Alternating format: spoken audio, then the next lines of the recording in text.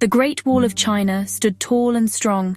It was a winding dragon of stone, built to protect the Middle Kingdom. But a darkness loomed in the north. Shan Yu and his Han army were approaching. These fierce warriors were hungry for victory. They would stop at nothing to conquer China. The emperor, wise and just, knew he had to act. The emperor issued a decree. One man from every family must join the imperial army. They would defend their land from the Huns. In the village, families gathered, fear gripping their hearts. The news fell heavily on Mulan's family. Her father, Fa Mulan, was old and walked with a limp. He had fought bravely in previous wars. Mulan knew he could not survive another. It is my duty to serve, even if it costs me my life. Mulan was different from other girls. She longed for adventure and dreamed of bringing honor to her family. She was brave and strong, but tradition held her back. She was expected to marry and raise children, not fight in wars. A matchmaker had recently deemed her a disgrace. Mulan, however, knew she was destined for something more. Late one night, Mulan made a decision. Her father's name was on the conscription list. She would take his place. In the darkness, she cut off her long hair. She donned her father's armor. It was heavy and cumbersome, but she stood tall. She snuck away with her father's horse, Khan, and rode into the night. A small red dragon named Mushu, a disgraced guardian spirit, saw her leave. He decided to help her, hoping to regain his honor.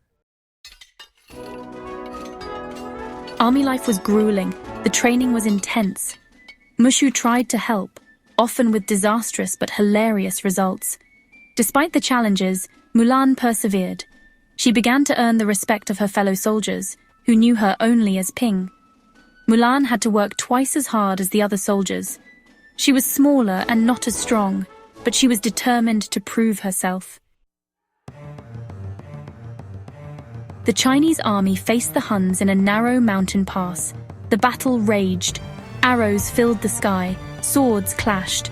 Mulan, using her wits and agility, found herself at a crucial vantage point. She had an idea. Seizing a cannon, she aimed it at the snow-capped mountain peak above the enemy. The cannon fired, triggering an avalanche that thundered down on the unsuspecting Huns.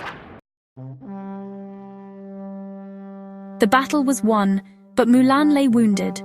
It was during her treatment that her true identity was revealed. The other soldiers were shocked. Some were angry. They felt betrayed.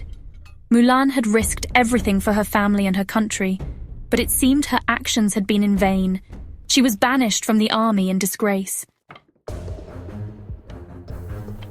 Though heartbroken, Mulan knew she had to stop Shan Yu. She had seen his cunning plan. He would attack the imperial city and capture the emperor.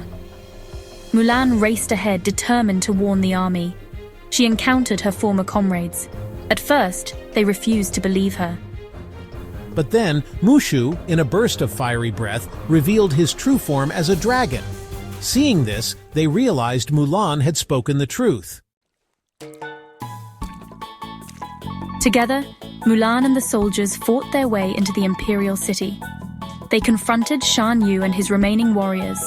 The battle was fierce and desperate. Mulan, using her intelligence and courage, outsmarted Shan Yu. She defeated him, saving the emperor and all of China.